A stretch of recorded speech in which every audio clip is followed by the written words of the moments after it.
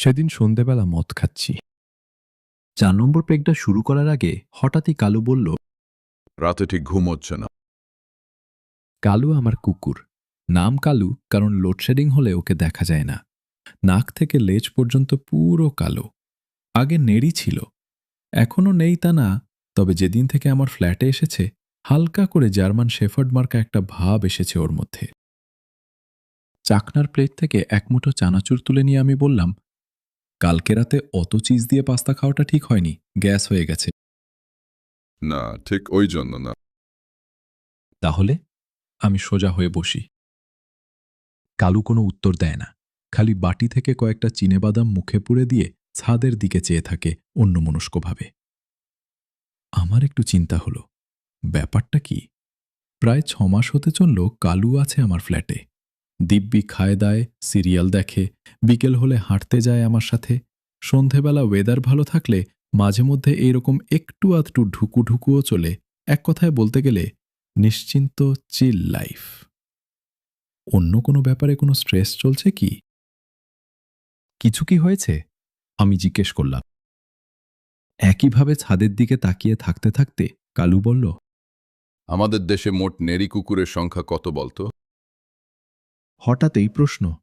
একটু অবাক হলাম আমি, কিন্তু মুখে কিছু বললাম না। জানি না কত।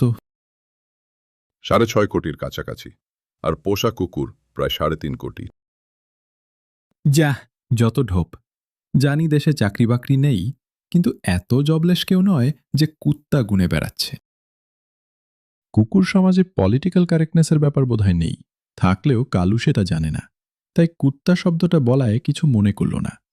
আমার নতুন কেনা গোদরেজের সোফায় নিজের শরীরটাকে আরও খানিকটা এলিয়ে দিয়ে খালি বলল, গুগল খুলে দেখ, দেশে আইপিএল আর পাকিস্তান ছাড়াও আরও অনেক কিছুই হয়।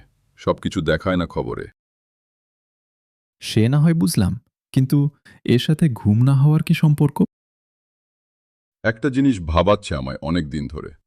এই যে এত কুকুর রাস্তাঘাটে, স্টেশনে, ড্রেনে, যেখানে সেখানে পড়ে আছে, মানুষের এঁটো কাটা খেয়ে দিন কাটাচ্ছে। কেউ কেউ তাও পাচ্ছে না, রোদে পুড়ছে, জলে ভিজছে, মাথার উপর ছাদ নেই, জীবনের গ্যারান্টি নেই।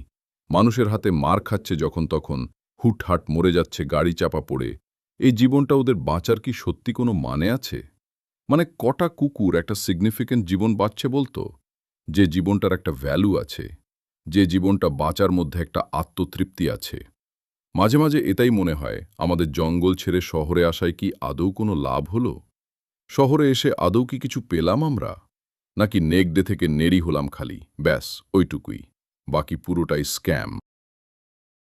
শহরে এসে যে মদ পেলি, ওইটা কি জঙ্গলে পেতিস?